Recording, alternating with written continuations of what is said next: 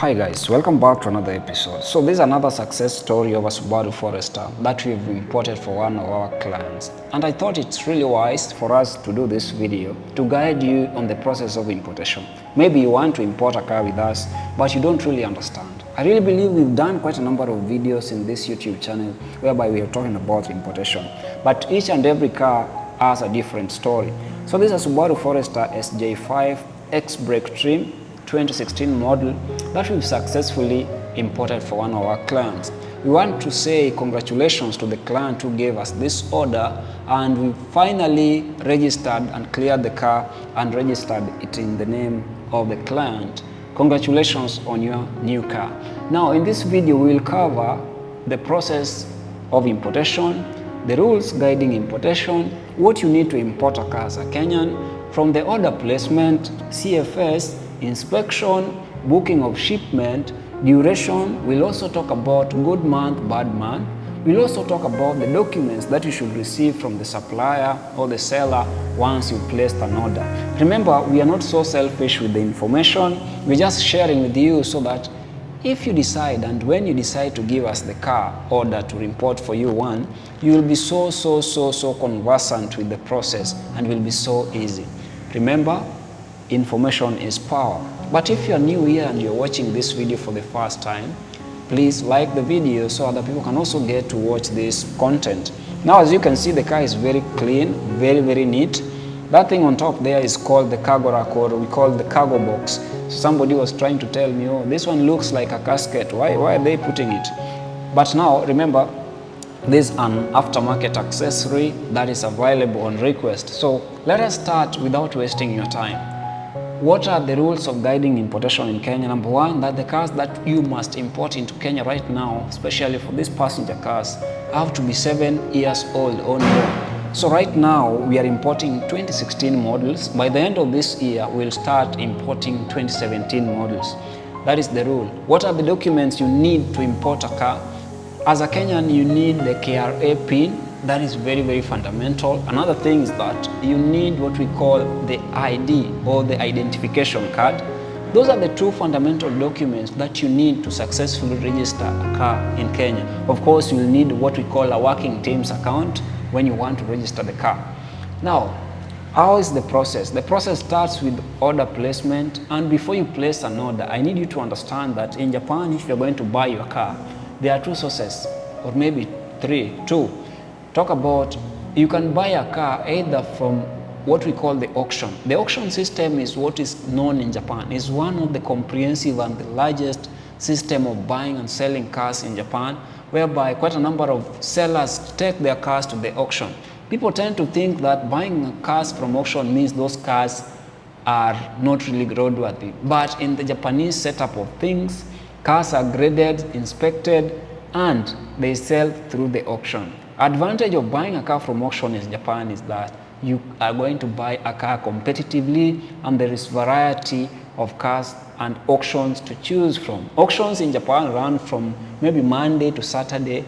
Another way of buying a car in Japan is through a dealer's stock. These are people who have bought their cars and they are selling them. So a dealer's stock is ready to ship, but they are a bit expensive. As you can see, our logo is there, and please do us one favor, place your order, and we'll be able to also give you a testimony like this, whereby your car will be delivered to you. Now, we've talked about how you can buy.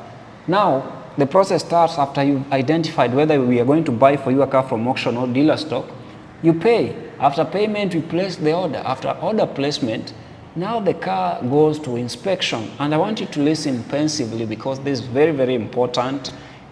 Japan is very strict with standards, and therefore cars are inspected at a particular point in time after a particular point in time. So before the car is shipped outside Japan, it has to be certified and it has to meet the requirements issued by the Quality Inspection Services Japan and also what we call the Ministry of Transport in Japan. So after inspection, we will provide you with what is called Certificate of Roadworthiness or Certificate of Inspection, according to the KEBS. Remember, KEBS appointed this body in Japan to inspect all the cars that are coming from Japan into Kenya. So that is the process. After inspection, you get the certificate. The certificate contains the details of the car, the name of the car, the mileage of the car as at the time of inspection, the center of inspection, and things like maybe the mileage, because that is where the mileage is recorded. So if you want to reference your mileage, you'll refer to the certificate of inspection. If you go to QSJ online, you can get the mileage of the car. So the next step after inspection is what we call booking of shipment. So when you want to book the ships, you know, ships are not like maybe matatus in Kenya where they hop anyhow, they go any place. So they have like a timetable how they operate. So shipment, after booking the shipment, it doesn't really mean that the ship will leave the following day after inspection. So that is why you need to understand before you give us your order that the importation process takes a while. So if you book a shipment today, maybe the ship will be leaving after 10 days, 6 days, or maybe 15 days. So it depends on the availability. Now the ship has left the port of Japan, depending maybe the port of Yokohama, wherever the car is coming from. So it arrives at Mombasa port. Before the ship arrives at the port, you need to receive the documents of the car. And we've really talked about this, like this Subaru here. Before it arrived, we had received the documents. And listen pensively, listen carefully.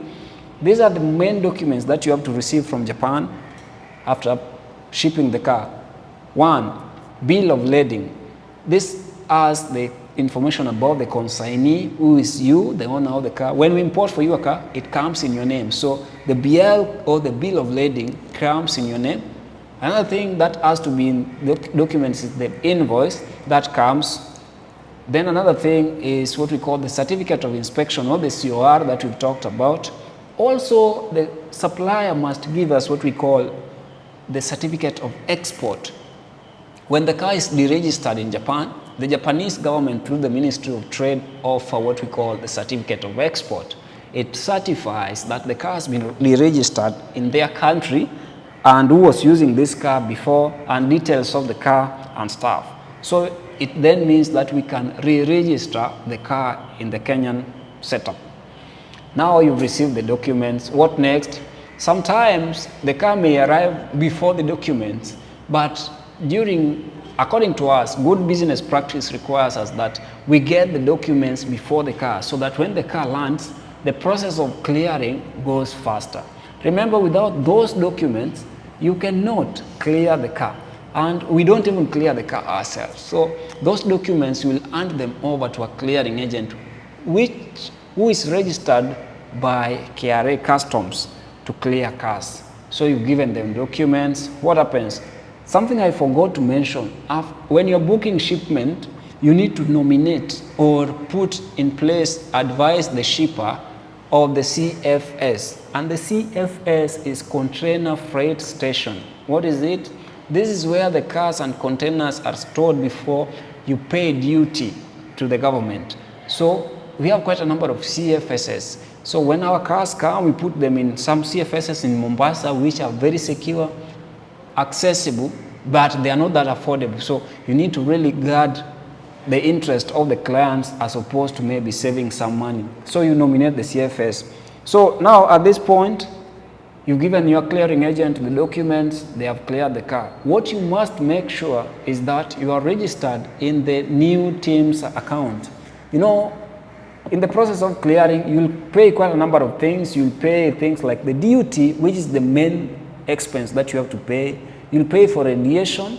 You'll pay for the delivery order. You'll pay for what we call the CFS charges. You'll pay for what we call now the NTSA to register the car. So those are the main costs that will come for you to successfully clear the car. So at the last point before you really have the car is to register it with NTSA. That is where the team's account comes in. Up to this point, suppose everything goes according to plan and you've registered the car with NTSA. Now the car is being released from the CFS and you can have the car.